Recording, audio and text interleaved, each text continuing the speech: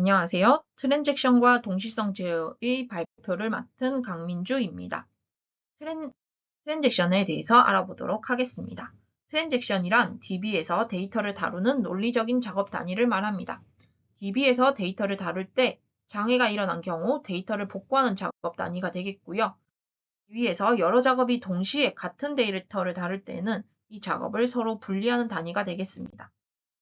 트랜잭션은 전체가 수행되거나 또는 전혀 되지 않아야 한다. all or nothing이라는 말이 있습니다. 자, 밑에 사진을 보면 짱구가 철수한테 빌린 돈 2,000원 보낼게 하고 2,000원을 계좌 이체를 했는데 짱구 통장에 빼기 마이너스 2,000만 그거 계산이 되고 철수 통장에는 계좌 이체 이후 이전과 동일하게 10,000원이 찍혀 있는 것을 확인할 수 있습니다. 자, 이와 같이 작업이 부분 완료된 경우에는 이 수행된 작업을 취소를 시키고 수행되기 이전의 상태로 되돌려 놓아야 한다는 것입니다. 그래서 트랜잭션은 all or nothing, 전체 수행되거나 전혀 수행되지 않아야 한다라는 것을 기억을 해두시면 될 것 같습니다. 자, 다음과 같이 정상적으로 앞의 과정이 수행됐다면 다음과 같이 수행이 됐어야 됐겠죠? 트랜잭션은 뭐다? all or nothing이다. 1번부터 6번까지 과정이 하나처럼 전체 다 수행되거나 혹은 전혀 수행되지 않아야 한다. 전혀 수행되지 않는 경우는 예를 들어 1번부터 3번까지는 수행되고 4번부터 6번까지는 수행이 되지 않아서 부분 완료된 경우 1번부터 3번까지 작업을 취소를 하고 그 데이터를 작업을 수행하기 이전 상태로 되돌려서 nothing으로 만들어야 된다. 전혀 수행되지 않은 상태로 만들어야 된다라는 것입니다. 다음으로 트랜잭션의 4가지 특징에 대해서 알아보도록 하겠습니다. 데이터베이스의 4가지 특징, 저희 계속 다루고 있는데요. 뭔지 혹시 기억나시나요? 그림에도 나와 있죠. 애시드라는 특징이 있습니다. 애시드, 원자성, 트랜잭션에 포함된 작업은 전부 수행되지 않아야 한다. 작업을 이렇게 쪼개거나 할 수 없다. 부분 완료되는 경우, 이런 경우가 발생해서는 안 된다. 라고 all or nothing 기억하자라고 했었죠. 그 다음으로 consistency, 일관성에 대해서 알아봅시다. 트랜잭션을 수행하기 전과 후의 데이터베이스는 항상 일관된 상태를 유지해야 합니다. isolation은 고립성 혹은 격리성이라고도 하는데요. 수행 중인 트랜잭션에 다른 트랜잭션이 끼어들어 변경 중인 데이터 값을 훼손하지 않아야 한다라는 말입니다. 즉, 여러 트랜잭션이 그 작업을 수행을 하는 경우에 그 서로 다른 트랜잭션끼리는 서로 독립적으로 그 작업이 수행되어야 한다라는 말입니다. 듀러빌리티는 지속성, 영속성이라고도 하는데요. 수행을 성공적으로 완료한 트랜잭션은 변경한 데이터를 영구히 저장해야 한다라는 말입니다. 이러한 트랜잭션의 4가지 특징을 유지시키기 위해서 DBMS에서 어떤 작업들을 수행하는지 알아보도록 합시다. 어떤 트랜잭션이 실행되다가 장애에 의해 부분 완료되는 상황은 원자성과 지속성이라는 속성에 위배됩니다. 그래서 DBMS는 이를 유지하기 위해 회복 관리자 프로그램을 이용하는데 일부만 진행된 트랜잭션을 취소시켜서 원자성을 유지할 뿐만 아니라 값을 트랜잭션 이전의 상태로 복원시켜서 지속성을 유지시켜줍니다. 또한 일관성과 고립성을 유지하기 위해서 값에 동시에 접근하지 않도록 동시성 제어, 락킹이라고도 하는 동시성 제어를 활용해서 이를 해결합니다. 동시성 제어에 대해서는 뒤에서 계속 다루도록 하겠습니다. 여기에 더해 DBMS는 롤백에 대해서도 뒤에서 다룰 겁니다. 자, 여기에 더해 DBMS는 잘못된 값에 대한 입력이 오면은 일관성이 무너질 수 있기 때문에 이를 유지시키기 위해서 무결성 제약 조건도 활용합니다. 롤백 연산은 트랜잭션의 실행 중에 장애가 발생한 경우 수행됩니다. 이 경우는 데이터베이스의 일부만 반영되어 일관되지 못한 상태를 가질 수 있으므로 모두 취소하거나 트랜잭션을 재시작해야 합니다. 트랜잭션이 실행 시작된 이후부터 트랜잭션은 다음과 같은 5가지의 상태를 가지게 됩니다. 먼저 활동 상태는 트랜잭션 실행 시작 이후로부터 실행을 시작하였거나 실행 중인 상태를 의미합니다. 그 다음으로 부분 완료는 마지막 명령음을 실행시킨 직후의 상태를 의미하며 실패 또는 완료의 상태로 전이하게 됩니다. 실패는 트랜잭션의 실행 중에 장애나 오류가 발생해서 정상적인 실행을 더 이상 할 수 없는 경우 상태이며 롤백 연산을 수행한 상태인 철의 상태로 넘어가게 됩니다. 위에서 롤백에 의해 트랜잭션이 재시작되거나 혹은 강제 종료되는 경우가 발생할 수 있거든요. 이러한 경우가 정확히 언제 발생하는가 하면은 철회의 원인이 트랜잭션 자체의 논리적인 오류가 아닌 경우에는 재시작을, 트랜잭션 철회의 원인이 트랜잭션 내부의 논리적 오류에 의해서 오류를 수정해야 하거나 데이터가 데이터베이스에 존재하지 않는 경우에는 강제 종료하게 됩니다. 다음으로 동시성 제어에 대해서 알아보도록 하겠습니다. 다중 사용자 환경에서 둘 이상의 트랜잭션이 동시에 수행될 때 일관성을 해치지 않도록 트랜잭션의 데이터 접근 제어하는 것을 동시성 제어라고 합니다. 앞에서 고립성은 상호 간의 트랜잭션을 독립적으로 만들어주는 트랜잭션의 특징이었습니다. 그런데 두 개 이상의 트랜잭션이 하나의 값에 접근하는 경우에는 어떻게 될까요? 두 개의 트랜잭션이 모두 읽는 경우에는 문제가 발생하지 않겠지만 데이터의 갱신이 없기 때문에 그 문제가 발생하지 않겠죠. 그래서 동시 접근이 허용됩니다. 하지만 한 개의 트랜잭션은 쓰고 한 개의 트랜잭션은 읽는 경우에는 상황에 따라서 지난 시간에 배운 오선 읽기, 반복 불가능 읽기, 유령 데이터 읽기와 같은 문제가 발생할 수 있습니다. 그래서 무조건적인 허용이 될 수가 없고 상황에 따라서 허용 혹은 불가능을 선택을 하게 됩니다. 자, 그렇다면 두 개의 트랜잭션이 모두 쓰기를 하는 무제어 병행 수행을 하는 경우에는 어떻게 될까요? 갱신 손실, 모순성, 연쇄 복구와 같은 문제가 발생하게 됩니다. 이와 같은 상황 3 모두 쓰기를 하는 작업에는 동시 접근이 허용 불가능하며 락을 이용해 동시성 제어를 하게 됩니다. 갱신 손실이란 앞에서 두 트랜잭션이 모두 쓰기를 작업을 할 때 발생할 수 있는 문제 중에 하나였죠. 자, 하나의 트랜잭션이 갱신한 내용을 다른 트랜잭션이 덮어 씀으로써 갱신이 무효화되는 것을 의미합니다. 두 트랜잭션이 한 개의 데이터를 동시에 갱신할 때 발생하는데요. 자, 오른쪽 그림을 보시면 자, x의 초기값이 1000이라고 해봅시다. 트랜잭션 1은 x에 플러스 300을 해서 x값을 갱신을 하길 원하고 트랜잭션 2는 x에 빼기 500을 해서 x값을 갱신을 하기를 원합니다. 먼저 트랜잭션 1이 수행이 되네요. 1000이라는 값에 300을 더해서 1300이 되었고 자, 트랜잭션 1이 쓰기 작업을 수행하기 전에 트랜잭션 2의 읽기 작업이 수행되었습니다. 자, 그럼 이때에는 지금 아직 트랜잭션 1이 갱신된 값인 1300이 DB에 써지기 전이죠. 그러니까 DB의 X값에는 아직도 1000, 초기값인 1000이 들어있습니다. 그래서 트랜잭션 2는 1000을 읽어오고요. X값은 1000에서 빼기 500을 한 500으로 갱신되어집니다. 자, 그 다음에 이어서 트랜잭션 1이 갱신한 1300이란 값을 DB에 저장을 하고 쓰기를 하고 트랜잭션 2가 1000에서 500을 뺀 500이라는 값을 덮어쓰기를 하게 됩니다. 이 과정에서 트랜잭션 1이 갱신한 값은 무효화됩니다. 덮어쓰기에 의해서. 그래서 이와 같이 한쪽의 덮어쓰기에 의해서 한쪽의 갱신 작업이 무효되는 이런 문제를 갱신 손실이라고 합니다. 모순성 제어에 대해서 알아보도록 하겠습니다. 다른 트랜잭션들이 해당 항목값을 갱신하는 동안 한 트랜잭션이 두 개의 항목값 중 어떤 것은 갱신되기 전의 값을 읽고 다른 것은 갱신된 후의 값을 읽게 되어 데이터의 불일치가 발생하는 상황입니다. 트랜잭션 1, 트랜잭션 2가 있고 데이터 x의 초기값은 1500, y의 초기값은 1000이라고 해봅시다. 트랜잭션 1은 x와 y를 300 증가시킨 작업을 하길 원하고 트랜잭션 2는 x와 y의 각각 3배씩 증가하게 3배를 해주는 작업을 하길 원한다고 합니다. 트랜잭션 1이 수행될 때 X와 Y는 각각 1500과 1000이 읽혀야 합니다.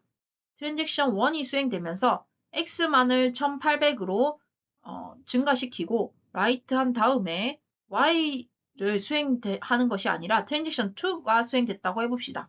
그럼 트랜잭션 2에 의해서 X와 Y는 각각 5400과 3000이 되겠죠?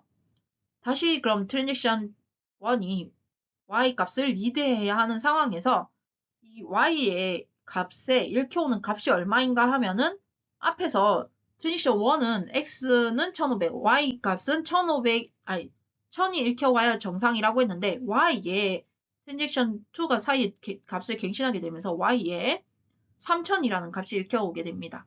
자, 그래서 이렇게 어떤 값은 갱신하기 전에 다른 값은 갱신 후의 값을 읽어서 데이터가 불일치하는 것을 모순성이라고 합니다. 연쇄 복귀 문제에 대해서 알아보도록 하겠습니다. 두 트랜잭션이 동일한 데이터 내용을 접근할 때 한 트랜잭션이 데이터를 갱신한 다음 실패하여 롤백 연산을 수행하는 과정에서 갱신과 롤백 연산을 실행하고 있는 사이에 해당 데이터를 읽어서 사용할 때 발생할 수 있는 문제입니다. 데이터 X가 초기값이 1500, Y가 1000의 초기값을 간다라고 해봅시다. X는 300을 증가시키고 Y는 200을 감소시키는 트랜잭션 1의 작업을 하기를 원하고 트랜잭션 2는 X의 3배를 하는 그런 증가시키는 작업을 하길 원한다라고 해봅시다. 트랜잭션 1이 X를 300 증가시키고 라이트에서 1800이 된 상황에서 트랜잭션 Y 값을 읽어오는 것이 아니라 그 사이에 트랜잭션 2가 실행이 돼서 X를 3배를 한 후에 종료했다고 가정을 해봅시다.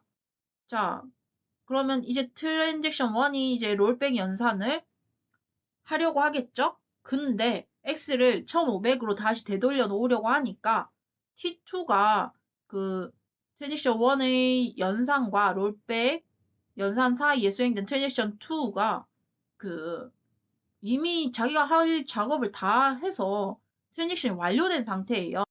이 경우에는 이미 모든 작업이 완료된 상태이기 때문에 롤백을 할 수 없게 됩니다. 그래서 이때 발생하는 문제를 연쇄 복귀 문제라고 합니다. 다음으로 트랜잭션 스케줄에 대해서 알아봅시다. 트랜잭션들은 삽입, 수정, 삭제 등과 같은 연산들로 이루어져 있는데 여기서 트랜잭션 스케줄이란 그 연산들의 실행 순서를 의미합니다. 직렬 스케줄인 경우에는 트랜잭션의 연산을 모두 순차적으로 실행하는 유형을 의미합니다. 즉 하나의 트랜잭션이 실행되면 해당 트랜잭션이 완료되어야 다른 트랜잭션의 작업이 수행될 수 있다라는 말입니다. 비직렬 스케줄은 트랜잭션의 직렬 수행 순서와 상관없이 병행 수행해야 하는 스케줄을 의미합니다. 그러므로 한 트랜잭션이 진행 중인 상황에 대해서 다른 트랜잭션이 실행될 수 있습니다. 직렬 수행 스케줄과 달리 병행 수행하는 스케줄이기 때문에 다른 한 트랜잭션이 진행 중인 상황일 때 실행될 수 있고요. 마지막은 직렬 가능 스케줄에 대해서 알아보도록 하겠습니다. 직렬 가능 스케줄은 직렬 스케줄과 동등한 비직렬 스케줄을 의미합니다.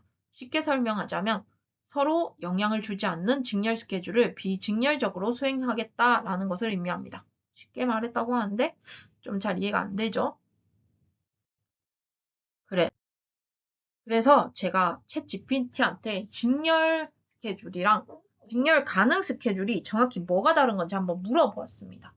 자, 그러니까 챗GPT가 뭐라고 했냐면요. 직렬 가능 스케줄은 트랜잭션이 실제로 직렬로 실행되지는 않지만 트랜잭션들이 동시에 실행되더라도 결과적으로 직렬 실행과 동일한 결과를 얻을 수 있도록 해야 하는 방법이라는 것입니다. 즉 동시에 실행되는 트랜잭션이 직렬 실행과 동일한 결과를 생성해야 한다는 것을 의미합니다. 동일한 결과? 이게 뭔 말인가? 밑에 그림을 보면서 이해를 해보면 트랜잭션 1은 X와 Y의 값을 갱신을 하길 원하고요. 트랜잭션 2는 X와 Z 값을 갱신을 하기를 원합니다. 직렬 스케줄로는 x값을 읽어오고 x값을 갱신하고 y값을 읽어오고 y값을 갱신하고 그 다음에 트랜잭션 2가 이어서 작업을 하면 x값을 읽어오고 갱신하고 z값을 읽어오고 갱신하는 이와 같은 순서로 작업이 수행될 것입니다. 자, 그러면 직렬 가능 스케줄이란 무엇인가?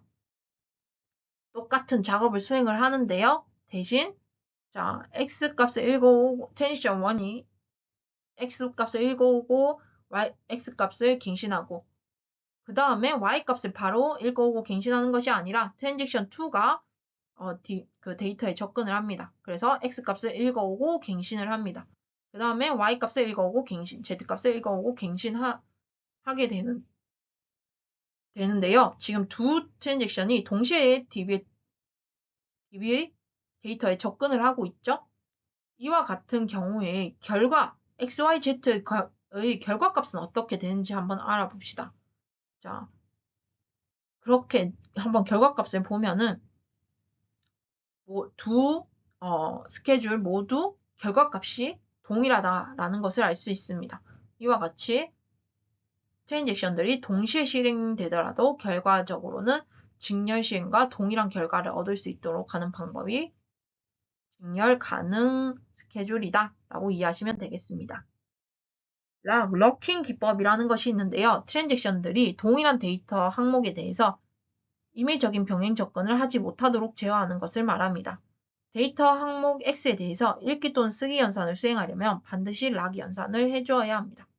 실행한 락 연산에 대해서는 해당 트랜잭션이 종료되기 전에 반드시 언락 연산을 해주어야 합니다.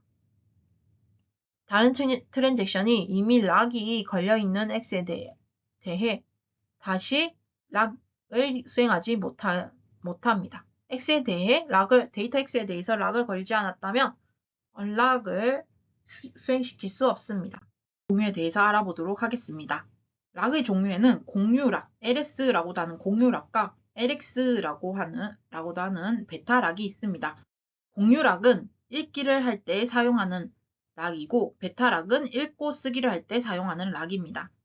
자, 동시에 그 앞에서 동시성 제어의 그 세 가지 상황을 떠올리면 이 오른쪽 표가 좀 더 이해하기 쉬운데요. 한쪽이 어떤 읽기 작업을 수행하고 있어서 한 데이터에 대해서 공유락을 가져왔다라고 해봅시다. 그러면 앞에서 동시성 제어의 표를 떠올려 보면 읽기 작업을 두 트랜잭션 모두 읽기 작업을 하는 경우에는 딱히 문제가 발생하지 않는다. 그래서 동시 접근이 허용된다라고 했습니다. 그래서 공유락이 걸려있는 데이터에 대해서 공유락을 요청하는 경우에는 공유락을 허용이 됩니다. 공유락이. 하지만 만약에 공유락을 걸어놓은 데이터에 대해서 다른 트랜잭션이 와서 그 동일한 데이터에 대해서 베타락을 요청한다라고 해봅시다. 자, 앞에서 보면 어느 한쪽이 쓰기 작업을 수행하게 되면 문제가 동시에 만약에 한 데이터에 접근을 허용하는 경우에 문제가 발생한다라고 했었죠? 그래서 이런 경우에 공유락이 걸려있는 데이터에 대한 베타락 요청은 허용되지 않습니다. 그래서 이때 이 베타락을 요청한 트랜잭션은 대기 상태가 됩니다. 이번에는 먼저 수행 중인 트랜잭션이 데이터 X에 베타락 요청을 해서 베타락을 가져온 상황이라고 해봅시다. 자, 그러면 쓰기 작업이 수행되고 있는 중이다라고 생각을 하면 되겠죠? 어느 한쪽이 쓰기 작업이 수행되면 그 동시 접근이 허용 불가능하다라고 했습니다. 그래서 공유락이나 베타락이나 모두 요청을 하더라도 허용하지 않고 락을 요청한 트랜잭션은 대기 상태가 됩니다. 예시를 통해서 보면 두 명의 사용자가 연필이라는 상품의 가격을 바꾸려고 합니다. 세션 1은 연필 가격을 1,000원으로 바꾸려고 하고 세션 2는 500원으로 바꾸려고 합니다. 먼저 세션 1이 트랜잭션을 시작해서 연필 가격을 1,000원으로 변경합니다. 세션 1이 세션 2보다 먼저 데이터의 변경을 시도했으므로 세션 1이 해당 데이터의 락을 획득하게 됩니다.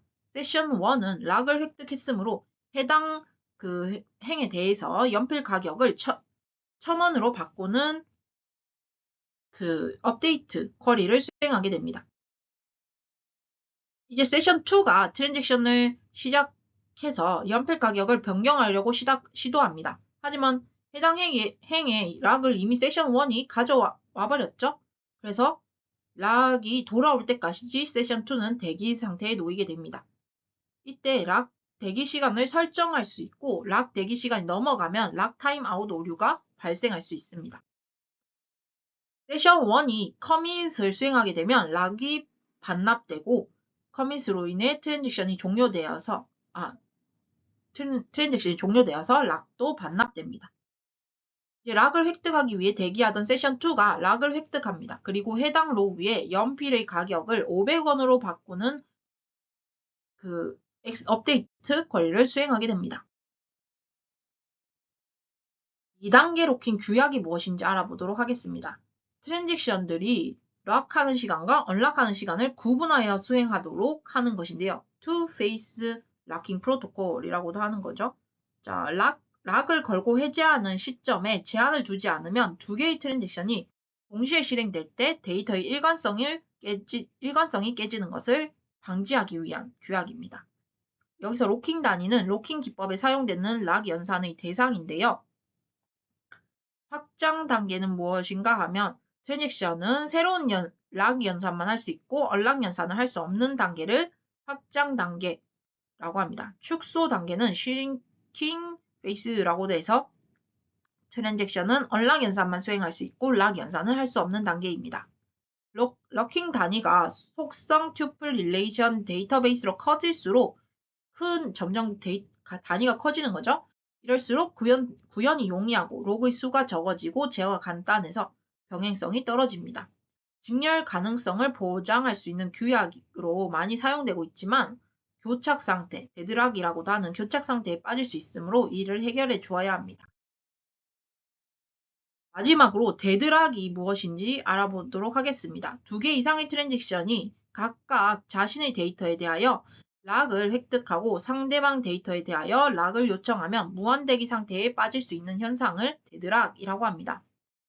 예를 들어 트랜잭션 1에서 A에 락을 걸고 트랜잭션 2에서 B에 대해서 락을 걸었다고 해봅시다.